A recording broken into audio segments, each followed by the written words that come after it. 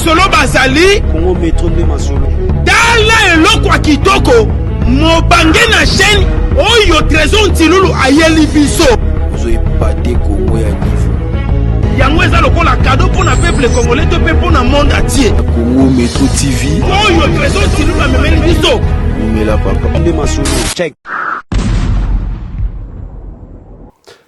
Mote bonjour le sako bisika pi population et pe sakabiso lito ina confiance dans la place to sekaka parce que to se retrouvaka elongo na bino. Merci parce que magazine na Congo Métro Télévision batu ba fongoli mato ipe misu. Merci na confiance na considération. Derrière les caméras ba image kitoko boye obomo nezo misa mafuta eza Sanit Ntsumbu na montage yandeko Enoch.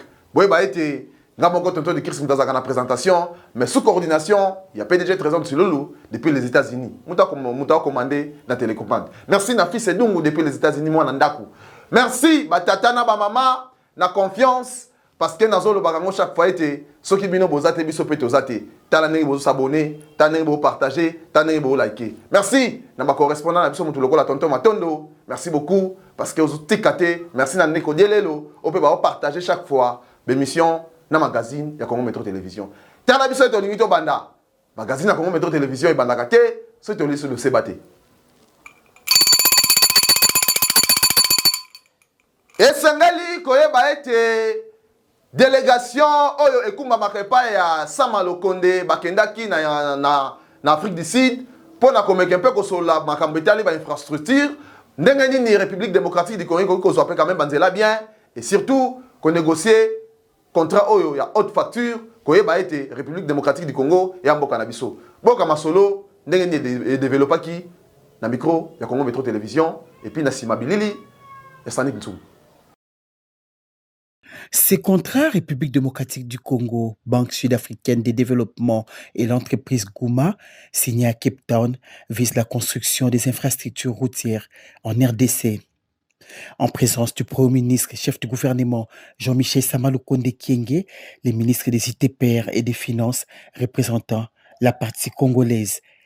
Et du côté sud-africain, les responsables des groupes des banques qui se sont portés volontaires pour financer ces projets, ainsi que ceux de l'entreprise chargée de construction. Ces gestes qui contribuent à l'émergence de la République démocratique du Congo, telle est la volonté du chef de l'État Félix-Antoine Tshisekedi Tshilombo, a été loué par les chefs du gouvernement Jean-Michel Sama Lukonde Kyenge. L'importance du projet sur lequel nous travaillons, celui de l'accessibilité. Ici, nous parlons des routes et nous savons désormais que c'est le moteur vers la diversification de notre économie. Tout à l'heure, nous étions avec les miniers et notre souhait est qu'ils nous accompagnent aussi également dans cette diversification, notamment à travers l'inclusion numérique sur laquelle, une fois que nous allons avoir ces infrastructures routières, ils pourront aussi nous accompagner dans ce chantier-là ainsi que celui de l'énergie. Et donc ici, c'est une étape de plus que nous avons franchie, mais nous sommes impatients, voilà, c'est ça le terme que je vais utiliser, de voir tous ces engins finalement atteindre leur destination, ça veut dire nos 145 territoires, où finalement nos populations pourront palper le travail fait par le gouvernement sous l'impulsion du président de la République, son Excellence Félix-Antoine Tshisekedi, et à qui je rends un vibrant hommage. L'importance de ces projets a été expliquée à la presse par les chefs de l'exécutif national. Les négociations vont se poursuivre à Kinshasa jusqu'à la matérialisation du contrat, a souligné le Premier ministre Jean-Michel Sama Lukonde Kyenge. Nena sima ya chef à gouvernement momentané o eza Sama Lukonde boye ba ete en tout cas batu basakana kana mbongo batu bazana mbongo na Congo bazali malgré biso tole lampiaka awa me batu musu bazali boye ba ete ndeko baati lukwebo o aza autorité morale ya FDC ye abakiseli ba membre na salaire x4 koleka kutu o bazwaka na assemblée nationale mboko ya makambo boye ka ndenge ba osepela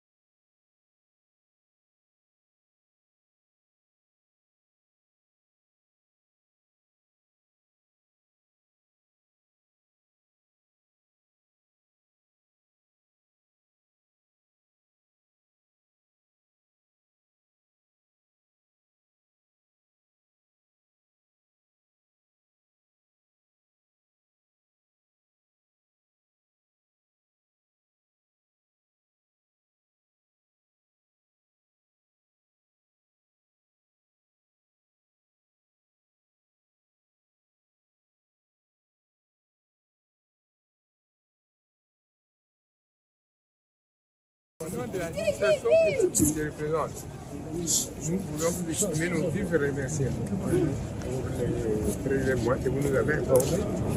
Ça réjouit plaisir. Donc, je ne pouvais pas garder cette joie. Il fallait que vous m'expliquiez. Concernant la modernisation de l'administration, le président a fait tout son mieux pour moderniser l'administration du Sénégal. Et c'est ça que nous sommes en train de vivre, la réalité, de ce qu'il est en train de faire. Et nous demandons à ce que Dieu puisse porter une longue vie. Parce qu'il est vraiment père qui écoute ses enfants. Nous les remercions sincèrement. Depuis son avènement ici à la bureau du Sénat, il a essayé de multiplier le salaire des agents fonctions de l'organisation du Sénat par 4. Et ensuite, aujourd'hui, on le remercie aussi parce qu'il nous a donné notre gratification en totalité par rapport à ce qui se passe à l'Assemblée nationale. L'Assemblée nationale là-bas c'est 50%, on leur avait donné 50%. Mais lui, père de la famille, il nous a accordé la totalité de notre gratification. C'est ça ce qui signifie notre engagement ici pour nous remercier sincèrement de tout cœur.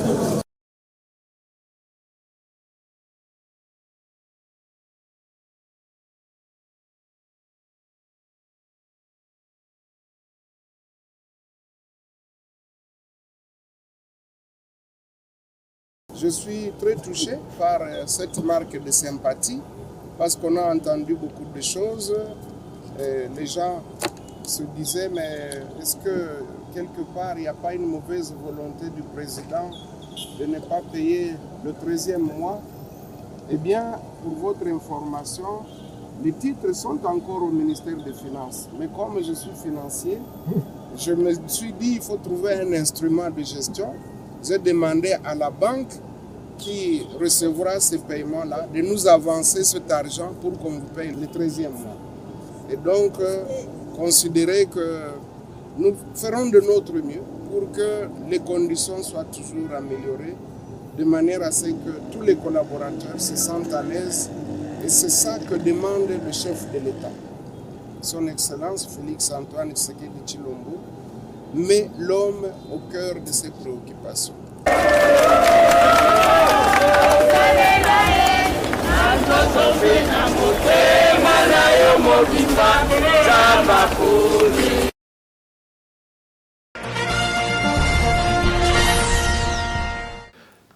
Boyeba ministre intérieur ndeko Peter Kazadi azwi ba mesure oyo esengeli ete koyeba moto taxi ekokota suna gombe te, c'est-à-dire que balelia bolanda ndenge nini ndeko Peter Kazadi alobi na ba commissariat général ya ville province ya Kinshasa et au makambo ba wewa ba olela to sa image. Nous sortons d'une réunion avec le vice-premier ministre pour revoir d'une manière brève la situation sécuritaire de la ville. Et à l'issue de cette réunion, plusieurs dispositions ont été prises, notamment l'interdiction formelle de voir les motos circuler dans la ville. Toutes les motos qui seront retrouvées en ville seront d'abord saisies. Ensuite, le propriétaire ou l'utilisateur sera mis en détention. Et de deux, tous ces badauds qui ne font rien et sillonnent la ville toute la journée jusque sur le boulevard seront tous arrêtés et mis dans un lieu sérieux pour répondre à leurs actes. Il est strictement interdit de le voir sillonner dans la ville. Et oui, les revendeurs évidemment. Et de trois, tout attroupement en ville est interdit. Nous ne pouvons plus avoir plus de 5-6 personnes s'attrouper en ville. C'est vraiment interdit.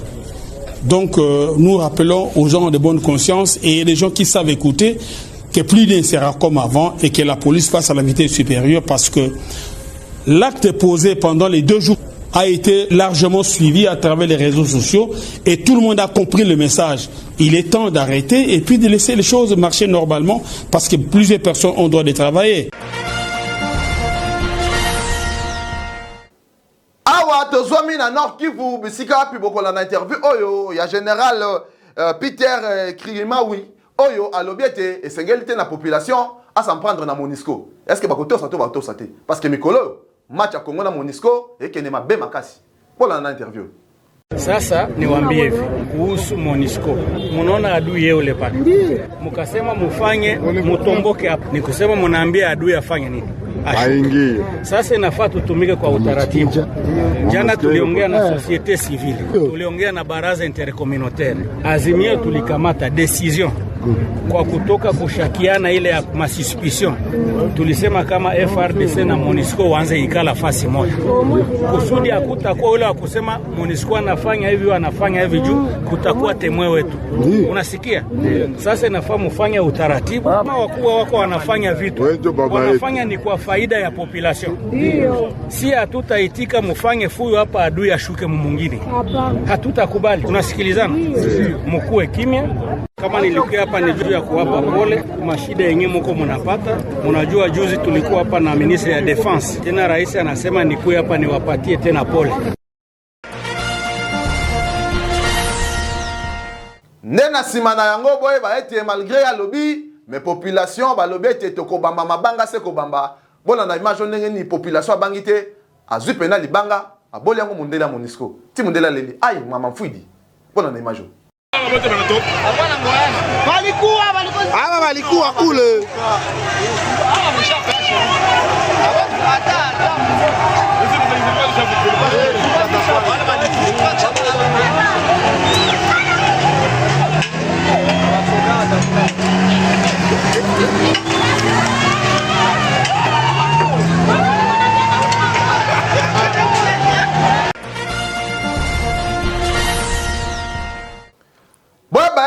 Le commissaire adjoint Blaise Kilimbalimba à la ville province de Kinshasa a su ma mesure pour sécuriser le carrefour la ville province de Kinshasa et que les Ghanais. Est-ce que Simba, tu es Simba T? Tu l'as d'ailleurs à l'obit. Tu as image. Toujours il y a deux équipes par carrefour. Avant de commander des gons, parce que na étudié bino na mutu na bino, attends la pression des gons. Yo moko koyeba teke ngai pona kota musana 14h moninga so ningior o rendre service ndima les changements qui s'opèrent aujourd'hui koya musala tongo ti butu ezope sa résultat te. Est-ce que je me fais comprendre? Oui, pousser à volonté.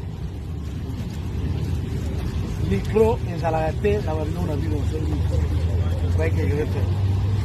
Où ça la volonté? Parce qu'on doit m'écouter. Nabane Koloba et mon ami Moutou na standard international la salle à 8 heures de travail. Pas 8 heures de repos, 8 heures de. Ça c'est le standard international. Yango toko linga to salivino to kaboli 8 heures de travail na 8 heures de travail. So to bandina 6 heures. 8 heures de travail zati 14 heures. De 14 heures à quelle heure? À 0 heure comme à heure mine. Hein? 22 heures. À 22 heures. Et comme il sous 8 heures de non seulement de respecter la norme internationale, mais aussi de collaxaquer aux alliés organes. Et ça doit se faire par un ordre, un commandement. Commandant bataillon à PC doit être en mesure de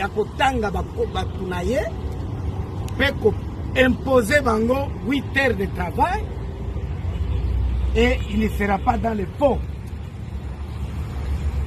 que de nous dire aux alliés, Moba, oh,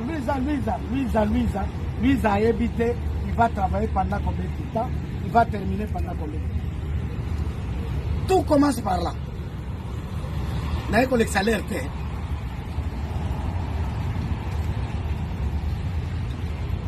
En dehors, il y a Owan. Ce qui est difficile dans la logistique. Donc, on travaille 8 heures du temps, on a 4 heures. Est-ce que je me fais comprendre? De 6 heures à 10 heures.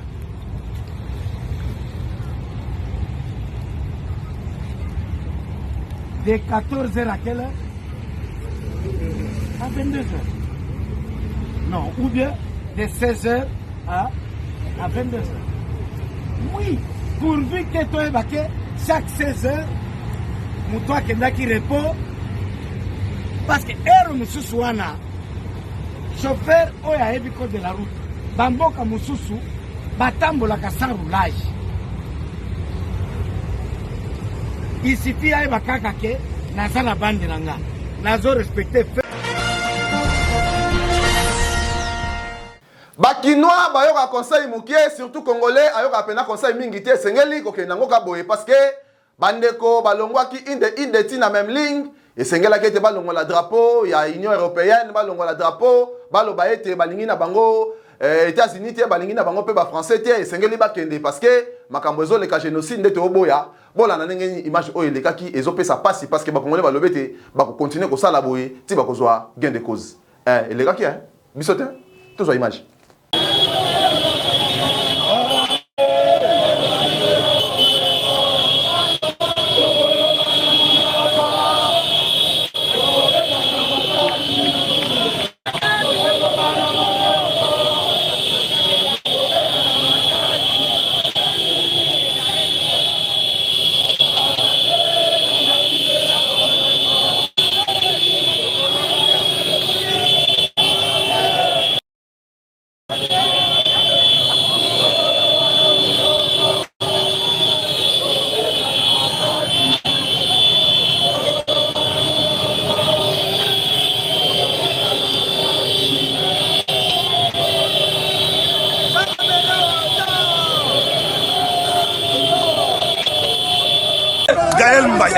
Le leader des jeunes délimités. On ne peut pas trahir une vélo. Ce qu'on fait aujourd'hui, c'est pour la liberté. On défend aujourd'hui nos héros. On défend Kimbang, on défend Lumumba. Un jour, Lumumba a fait dire, on va réécrire l'histoire de ce pays. C'est aujourd'hui.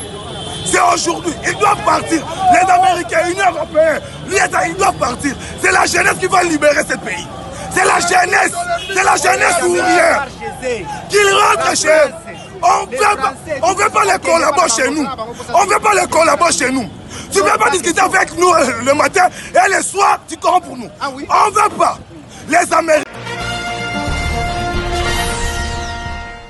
Ndena simana yango kolongola drapeau esengela kete ndiata ebanda makolo te na babiro na bango et puis basali musuku pas moyen tina suka na ba susu ba couper longwe mais baloba quand même message. C'est-à-dire que bakendaki na ambassade à France.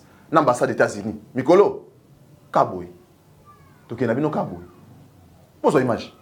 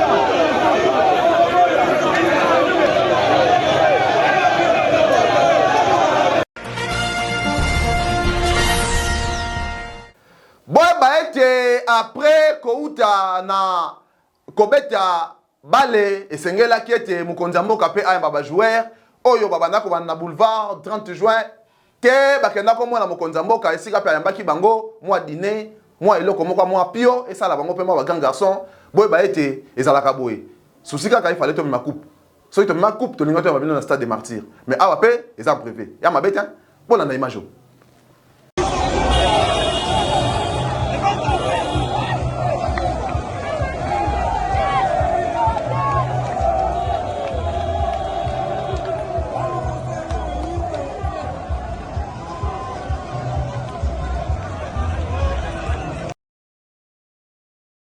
Partis en outsider à la CAN, les voilà de retour au pays, tête haute, après avoir rendu fier tout un peuple. Ce léopard qui ont mis à terre les pharaons d'Égypte et fait vaciller le Sili national de Guinée pour finir dans le dernier carré de la prestigieuse compétition africaine, méritait bien d'être pris dans les bras du premier de Congolais. Au-delà de belles prestations sur le terrain, Chancel Mbemba et ses coéquipiers ont également livré une bataille d'honneur, celle d'attirer l'attention du monde sur les génocides qui se commettent dans l'est de la RDC sous un silence flagrant de la communauté internationale. Vous avez été excellent, mais excellent de tous côtés, de toutes les manières. Et la manière que je vais retenir le plus ici, c'est votre geste lors de l'hymne national. Même en étant loin du pays, vous êtes resté solidaire de vos compatriotes. Ça, les Congolais ne l'oublieront jamais et ne doivent pas l'oublier. Parce que ce geste a réveillé la communauté internationale qui s'endormait vis-à-vis de cette agression barbare et injuste du Rwanda dont nous sommes victimes. Une agression qui est destinée à humilier notre pays. Fier de ses ambassadeurs, le président de la République, Félix-Antoine Tshisekedi, les a congratulés et encouragés à poursuivre sur cette belle lancée. Je suis convaincu que vous allez faire encore des merveilles parce que ce qui est ma grande satisfaction, c'est de voir que l'équipe B, si on peut l'appeler ainsi, mais elle est totalement de la même valeur et n'a rien à envier à l'équipe A. Le regard pointé vers le toit de l'Afrique, le 11 national congolais ne compte plus jamais revoir à la baisse ses nobles ambitions.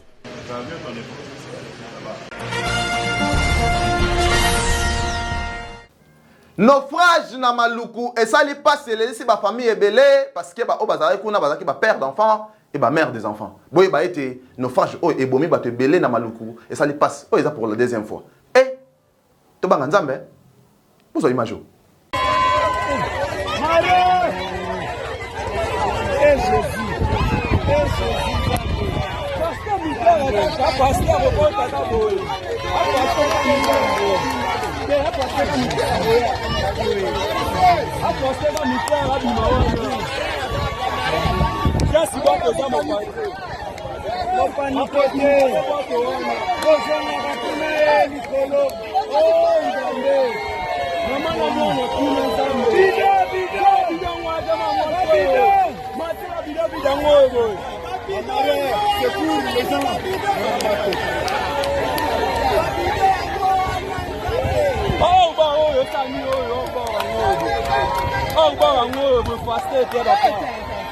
Comment?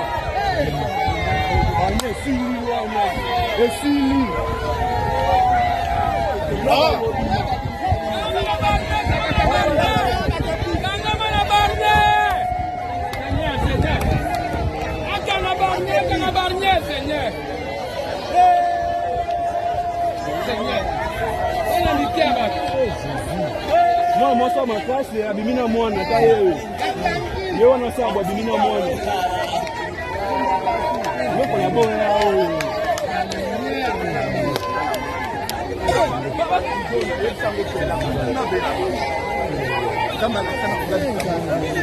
Président, mon est là au Tcholo Bawana.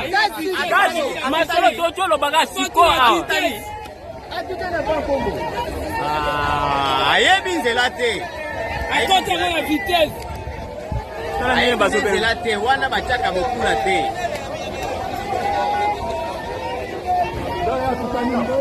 atuti te yende sikoyo ayini habite ntango aleki wana nalobi omoni bango bakenda mango bakosala accident na bana na oloba na bango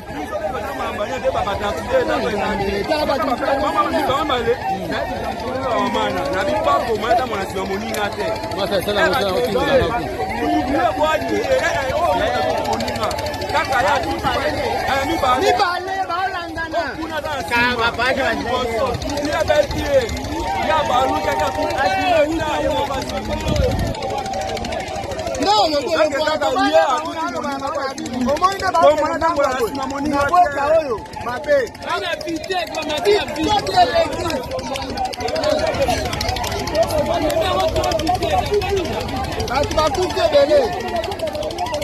bato bakufi ebele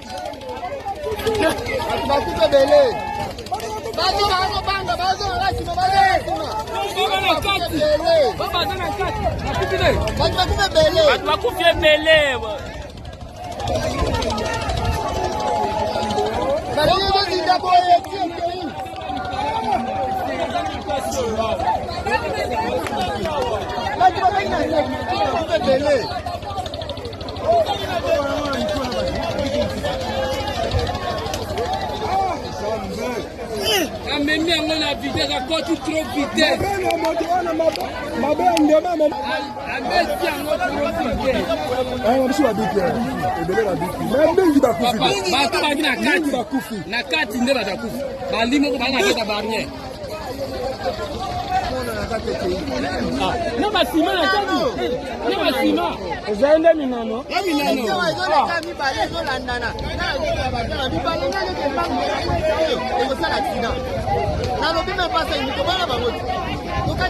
président uti olobaka makambo wana kaka nango oloba toka kona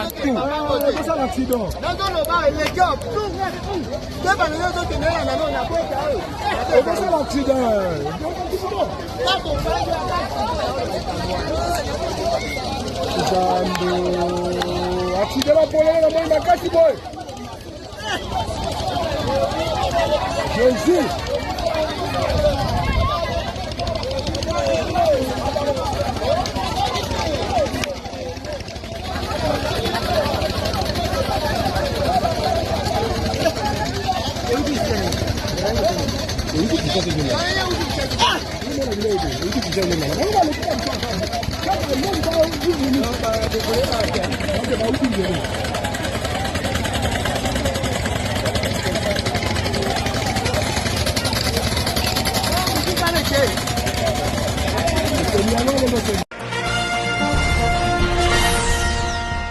tozonga na actualité Zakari Bababaswe oyo aza moko ya ba député honorable et balingaki babonza ye lokutu bisika pya kendaki parce que bamoni ete aza député yoka ndenge babenge en tout cas aza député mandia esika babanda kozwa vol yeba ete balandi esuka ka bagogole bigogo mais parce que Zakari pe azalaka na mwa mbangu na ye ti baprotéger ye to na musi azaza tozwa image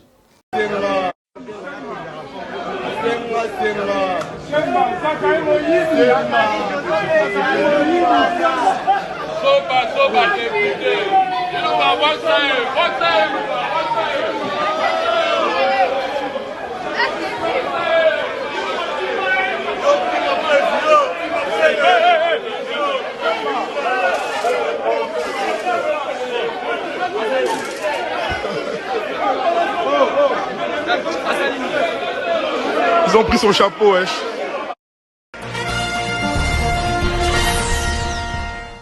Tozonga na Goma pona koyebisa bino te ville de Sake eza toujours l'insécurité parce que esengeli ete population azwa quiétude na ye a retrouver quiétude na ye mais oyo tozomona na Goma na ville ya Sake eza sous makambo mosusu boyeba ete population azo déplacer tellement ebele ke makolo komi osala pasi tola na interview oyo ebandeko na biso TV5 e bakonzi ya mboka bolukela biso solution baape bato. Des déplacés à perte de vue. Des colonnes entières de villageois en fuite, épuisés et terrifiés par ce qu'ils ont vécu cette nuit dans la ville de Sake. Ça a commencé à 3 h du matin, on a entendu des bombes. Puis à 5 h, ça bombardait encore au niveau de l'antenne du M23. On a vu que les soldats qui étaient au front se repliaient alors que ça tirait toujours dans le quartier. Alors on a fui. Route nationale stratégique, la RN2 relie Goma à Bukavu. Sur cet axe, Sake était considérée comme la dernière ville du territoire du Massissi à avoir échappé au combat. Mais depuis ce mercredi, la commune, située à 25 km de Goma, est le théâtre de violents affrontements entre l'armée congolaise et les rebelles du M23. Une intensification des combats que le porte-parole des forces armées a reconnu la veille à Kinshasa. Les combats font rage pour le contrôle de l'axe routier Sake-Minova. Les FARDC contrôlent déjà Kirotier. En ce moment, depuis le matin, les combats sont concentrés dans les hauteurs des Chacha. Les FARDC sont obligés de se battre jusqu'à la dernière goutte de sang. Elles sont obligées de réussir. En attendant, sur le terrain, le nombre des civils morts, blessés ou déplacés ne cesse de grimper. Sur la route de Goma, ceux qui ont survécu témoignent de la violence des combats. Les gens meurent comme des mouches. Certains se font tuer sur la route pendant la fuite. Regardez le nombre de personnes qui arrivent ici à Mugunga. Tous ceux qui étaient à Sake sont ici. Là-bas, on s'est retrouvés au milieu des combats. Sake est sur le point de tomber. Qu'allons-nous faire maintenant? Il ne reste que le lac comme lieu de refuge. C'est notre fin maintenant. Car les violences s'étendent désormais à Goma. Selon l'armée congolaise, 2 bombes sont tombées mercredi dans des quartiers périphériques de la ville, sans faire de morts. Alors qu'une partie de la population tente de fuir toujours plus au sud, des milliers d'autres s'entassent dans les camps de Goma, qui comptent désormais plus d'1 demi-million de déplacés. Boba ete policier aza muninga population sengele te abatela ba bien na population mais Congo botama na Congo au sentir seben même écoute musique ya bande comme sous ko ça parce que awa tikana la kisabino image oyo ya ba policier bakendaki kokuna ndeko na bango policier mais nazo misabino mabina oyo longwawa même na Zaiko depuis na botami tina komi boye na mona ngote obozo mona awa eza mabina bandeko na biso ba policier bato o baza censé ya ko batela population na ba bien na ye mais botala ba danse tala awa tala so awa kata danse neti boy simbaye tombola ye kene peme na cercueil lela boy atabino moko et c'est est-ce que to continuer boy kitoko mi makasi te bandeko ba policier boy ba ete ko bina eza nango lisumu te mais boy ba bisika ni na obina neti awa eza pena bisika boko bina ba danse te ngaye atakutu boy tolo bate mabina boy neti boy kata danse kata loketo entre temps pe munduki otiki musika bongo soka ye okima ndeni boy bela je mets le fouti biso tolobi kaka bala sima bosongela te mabina boy et pesi na bana posa na ndako babina mais kitoko te mutabina ngona policier ngana lobi awa to se retrouver na Congo central esika api Istaka Sangulu batie yango mwa moto pona kolobete bandeko ba réclamer augmentation ya frais est-ce que sengeli ko kenango boy pasi pasi makasi bolanda awa bozomona moto ezopela eza pasi parce que ba étudiant ba varié ba fâché ba tumbi bâtiment pona kolobete tozongela nyonso à zéro ya étudiant ato siliki ye ba ete bâtiment oyo peut-être que tes amis mbonga cotisation pour batonga yango awa yo tumbi bakozwa mususu wapi bokotanga wapi atabino moko pe na boy kitoko te soko nyo tumba kena ko tumba ta banda kwa nyanga boy te o peneza dépense moko ekota awa na ndenge lele comme poussière boy inutile rien à récupérer ya étudiant ye ba ete lobby oza cadre mboka boy mingi ata yo moko so ba cheo gérer est-ce que okuka boy kitoko mingi te to beleli kaka kasangulu kasangulu boy bela mabetia le bino pe ba konzi boy ba ete augmentation kaka to la moki boy za rappel kitoko te il faut quand même boy bela pas c'est ça na Congo neti boy kitoko te biso to lobby ngana lobaka ngo ete esengelaki akende na assemblée nationale to assemblée provinciale parce que a défendre couleur à bangungwa moi mobali au pardon obi loba et puis ozana posa pena ko sunga population ko zo idée tiens yenani ndeko totumani kisombe o azwami depuis Manchester malgré malili malobete il faut loba parce que Manchester et ko kabola ete na bandeko na ye ba congolais a lancé message pour na ba jeune conscience et à la conscience boteka conscience te et surtout à rappeler chef de l'état était Kabila sala bere rebelle na ba ministre o banturaka e cette fois-ci ko sala bere wana te mokonzi parce que biso to pesi 5 ans ne koto chimani kisombe mwana mobali yo pardon tozo lukelo kombo musu to pesa yo parce que ma yozo sala même biso Congo Métro Télévision to betaka maboko ah oui tika ete to la nango na bokebi parce que moi mbale o pardon na ba frustration na nzoto goût ba député boy so vous ata 4 na Congo central là mais kitoko hein mais na habité hein so bazali to za image. Bonjour mes frères et sœurs partout dans le monde où vous êtes. Ngakombo nanga Tochumani Kisombe, naza jeune activiste politicien et puis nationaliste.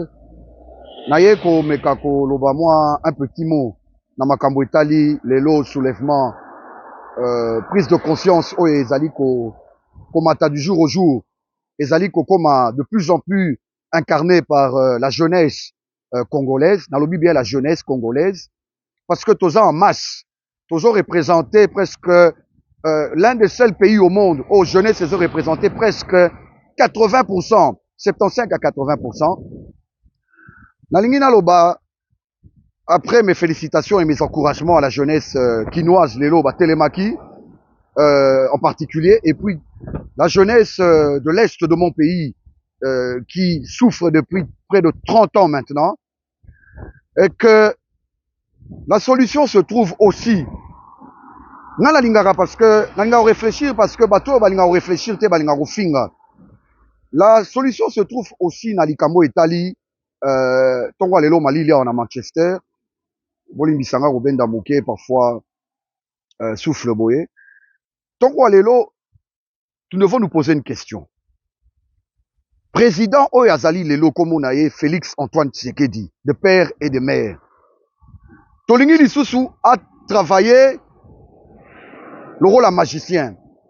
Azwa soki baguette magique, aba na retrouver biso ba solution moko boye alors que nous sommes pas soucieux de pouvoir lui réclamer ndenge conscience ezokota na biso ba jeune lelo. Lui réclamer le nettoyage systématique. Mes frères et sœurs, nga na rozwa nga poste pe nyonso te soki moko eza po na ngai. Soki peza pété, c'est le Congo d'abord. Comment peut-on, après 30 ans, lelo nazoloba gouvernement lingebima, lelo nazoloba plusieurs institutions de la République ezali comme à renouveler. Qu'est-ce que nous devons faire? Naila wana, nous devons absolument dire au chef de l'État, par des mécanismes de tout genre, faire arriver ce message au chef de l'État. Monsieur le Président de la République, la jeunesse congolaise et l'Obiboye, tous ces gens qui ont vu cette guerre avant Yokutu Okoma na Kibokonzi, baza habitués na komona batu bakufa, ils n'en finiront pas la guerre à côté de vous. Inutile même à komeka bango, longole la biso bango, tozana ba leader à Est ya minene lelo roi ba Aimé Boji Sagara, oyo ba bimi na manda na yo. Na manda na yo ba Aimé Boji ba bimi ba ko ba grand leader à Est. Tozana bande ko na biso pe na Congo central, ba Wameso. Ba Patrick Yala, ya ba jeune ba sebele ba Tochumani Kisombe.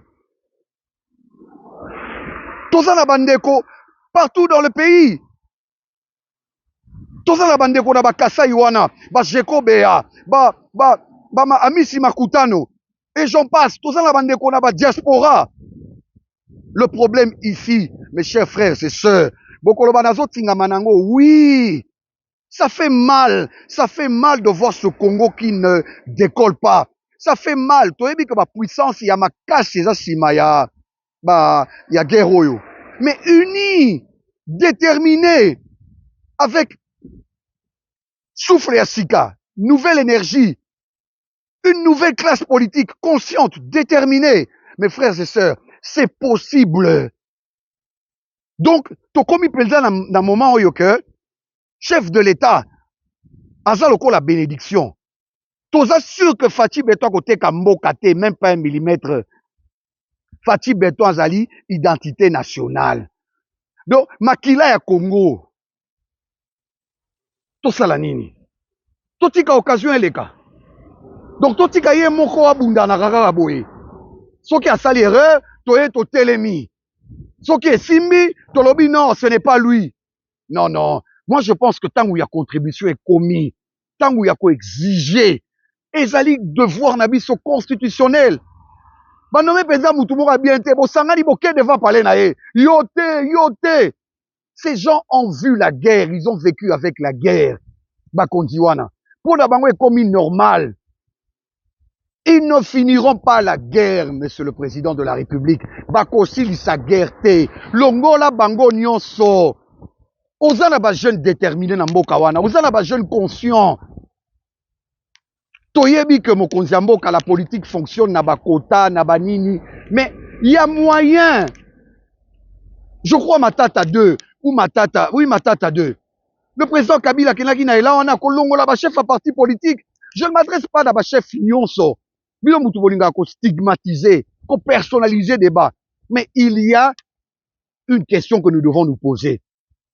Est-ce que on va continuer à faire de ce Congo un royaume pour certains, alors que le pays n'avance pas?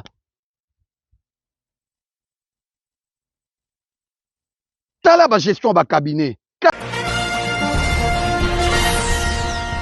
Tala magazine à Congo Metro Télévision, ne comme Maganasuka, wana ba cher internaute, bo s'abonner, bo partager, bo liker, ba numéro, bo mona na se wana bo benga biso partout bozali, et surtout, ceux qui bon niveau comme ba correspondant na biso, biso ba porte za fungwama. En tout cas, pour na makambo itali clip, filmage à clip, théâtre, libala, anniversaire, ba live, on ne se boza nango posa, bo contacter Congo Metro Télévision, ba numéro za wana. Olingi pe ozala moko ya ba oyo. Parce que l'équipe ya Congo Metro Télévision, il y a surtout des journalistes. Vous voyez malamu parce que tout ça pendant na bosenga na bino. Congo Metro Télévision quand rapporte c'était nena élément oyo ya ndeko tumani qui sombe oyo aza leader. Il y a Congo central plus particulièrement na Banzangu ndeto kende na bosukisa. Et nazalaki ngamo côté derrière les caméras, nazalaki na Sanik Ntsumbu, moto na manette. Moi na mbali ya bien ya propre soko bengi en tout cas pour servir yo en bonne et forme sauf les sola litoi. Et merci na Enoch. Moi la mobile azo simba machine netika ka mutawa monter film menzoka a monter ka magazine ba énergie na maïla tchama en place soki na kumisi bangote na na osala boy. Merci na PDG Trésor Ntilulu oyo alia kangula lito moko te sengelete ayebisa ka pe fils edungu mupanzi alo bani pona biso.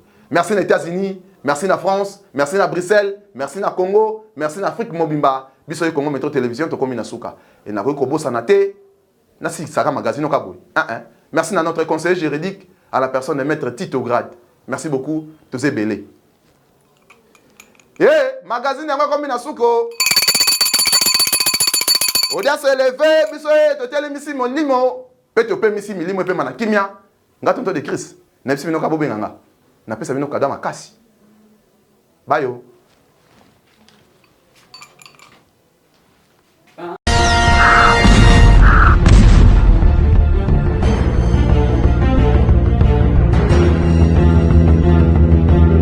Congo Metro de Masolo. Bakolo Masolo bazali. Congo Metro de Masolo. Tala eloko kitoko. Mobange na chaîne oyo Trésor Ntilulu ayeli biso. Ozoyi pate Congo ya niveau. Yango eza lokola cadeau pour na peuple congolais to pe pour na monde entier. Congo Metro TV. Oyo Trésor Ntilulu amemeli biso. Numela papa de Masolo. Check.